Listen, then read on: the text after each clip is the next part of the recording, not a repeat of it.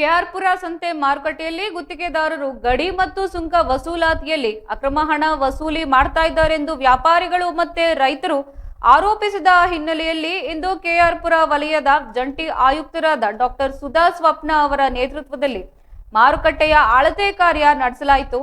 ಈ ವೇಳೆ ಸ್ಥಳೀಯ ಅಧಿಕಾರಿಗಳು, ಬಿಡ್ದಾರರು ಮತ್ತು ಗುತ್ತಿಗೆದಾರರು ಉಪಸ್ಥಿತರಿದ್ದರು। ಬೆಂಗಳೂರು ಪೂರ್ವ ನಗರ ಪಾಲಿಕೆ ಆಯುಕ್ತರಾದ ಡಾಕ್ಟರ್ ರಮೇಶ್ ಅವರ ಆದೇಶದ ಮೇರೆಗೆ ಈ ಅಳತೆ ಕಾರ್ಯಕ್ರಮವನ್ನ ಕೈಗೊಳ್ಳಲಾಗಿತ್ತು। ಜೆಸಿ ಡಾಕ್ಟರ್ ಸುಧಾ ಅವರ ತಂಡವು ಒಟ್ಟು 3 ಸ್ಥಳಗಳಲ್ಲಿ ಸಂತೆ ಮಾರುಕಟ್ಟೆ ಅಳತೆ ಮಾಡಿತ್ತು। ಈ ಸಂದರ್ಭದಲ್ಲಿ ಮಾತನಾಡಿದ ಅವರು, ಸಮಸ್ಯೆಗಳ ಕುರಿತು ಆಯುಕ್ತರ ಅಧ್ಯಕ್ಷತೆಯಲ್ಲಿ ಚರ್ಚೆ ನಡೆಸಲಾಗುವುದು ಮತ್ತು ಶೀಘ್ರದಲ್ಲೇ ಸಮಸ್ಯೆಗೆ ಪರಿಹಾರ ಕಂಡುಕೊಳ್ಳಲಾಗುವುದು ಎಂದು ತಿಳಿಸಿದ್ದಾರೆ। ಸ್ಥಳೀಯ ವ್ಯಾಪಾರಿಗಳು ಮತ್ತು ರೈತರು ಗಡಿ ದಾಟಿ ಅಕ್ರಮ ಸುಂಕ ವಸೂಲಿ ಮಾಡಲಾಗ್ತಾ ಇದೆ ಎಂದು ಆರೋಪಿಸಿ ತೀವ್ರ ಆಕ್ರೋಶ ವ್ಯಕ್ತಪಡಿಸ್ತಾ ಇದ್ರು। ಈ ಬಗ್ಗೆ ಪ್ರತಿಕ್ರಿಯಿಸಿದ ಕೆಲವರು, ಗುತ್ತಿಗೆದಾರರು ಮನಸೋ ಇಚ್ಛೆ ಹಣ ವಸೂಲಿ ಮಾಡ್ತಾ ಇದ್ದಾರೆ, ಇದರಿಂದ ವ್ಯಾಪಾರ ನಡೆಸಲು ಕಷ್ಟವಾಗ್ತಾ ಇದೆ ಎಂದು ದೂರಿದ್ರು। ಈ ಸಮಸ್ಯೆಯನ್ನ ಪರಿಹರಿಸಲು ಅಧಿಕಾರಿಗಳು ಕ್ರಮ ಕೈಗೊಳ್ಳುವಂತೆ ಸ್ಥಳೀಯರು ಕೂಡ ಒತ್ತಾಯಿಸಿದ್ರು।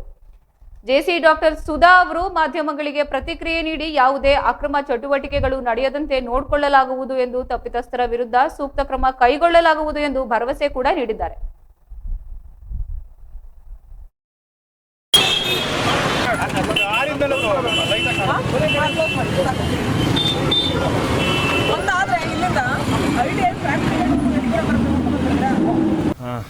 ಇವತ್ತು ಸತತವಾಗಿ 2 ತಿಂಗಳ ಹೋರಾಟದ ಪ್ರತಿಫಲವಾಗಿ ಇದನ್ನ ಟೆಂಡರನ್ನು ಕರೆದಿದ್ವಿ।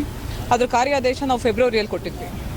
ಸಂತೆ ಎಲ್ಲಿಂದ ಎಲ್ಲಿಗೆ ನಡೆಸಬೇಕು ಅನ್ನೋದ್ರ ಬಗ್ಗೆ ಸ್ವಲ್ಪ ಕಾಂಟ್ರವರ್ಸಿ ಇದ್ದದ್ರಿಂದ ಮಾನ್ಯ ಆಯುಕ್ತರು ಪೂರ್ವ ನಗರ ಪಾಲಿಕೆ ಆದೇಶ ಕೊಟ್ಟಿದ್ರು, ಒಂದು ಅಳತೆ ಕಾರ್ಯನ ಮಾಡಿ ಅಂತ ಅಂದ್ಬಿಟ್ಟು।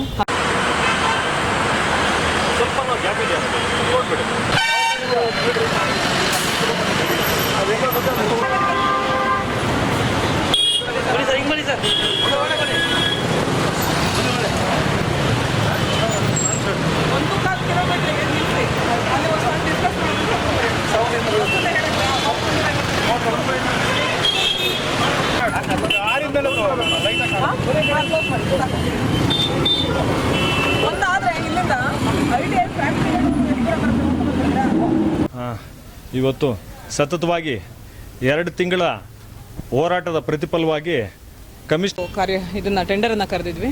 ಅದ್ರ ಕಾರ್ಯಾದೇಶ ನಾವು ಫೆಬ್ರವರಿಯಲ್ಲಿ ಕೊಟ್ಟಿದ್ವಿ।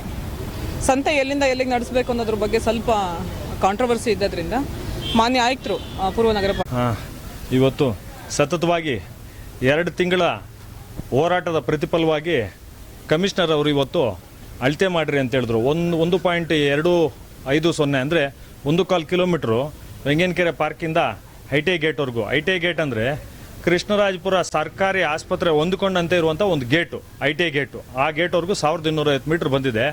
ಇವತ್ತು ಜೆಸಿ ಮೇಡಮ್ ಅಂದರೆ ಜಾಯಿಂಟ್ ಕಮಿಷನರ್ ಅವ್ರ ನೇತೃತ್ವದಲ್ಲಿ ಈ ಒಂದು ಸರ್ವೆ ಕಾರ್ಯಕ್ರಮ ಮುಗಿದಿದೆ।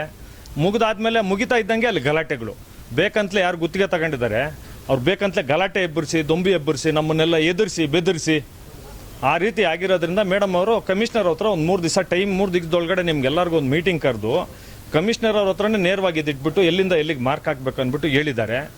ಇವಾಗ ನೀವು ನೋಡ್ಬೇಕಂದ್ರೆ ಐಟಿಐ ಗೇಟಿಂದ ಹಿಡಿದ್ಬಿಟ್ಟು ಐಟಿಐ ರೈಲ್ವೆ ಸ್ಟೇಷನ್ ಇದೆ ಅಲ್ವಾ, ಅಲ್ಲಿಂದ 2 ಕಿಲೋಮೀಟರ್ವರೆಗೂ ದಿನ ಅಕ್ರಮವಾಗಿ ದಿನಕ್ಕೆ 1 ಲಕ್ಷ ರೂಪಾಯಿ ವಸೂಲಿ ಮಾಡ್ತಾರೆ, ತಿಂಗಳಿಗೆ 30 ಲಕ್ಷ ರೋಲ್ ಕಾಲ್ ಮಾತ್ರ ವಸೂಲಿ ಮಾಡ್ತಾರೆ।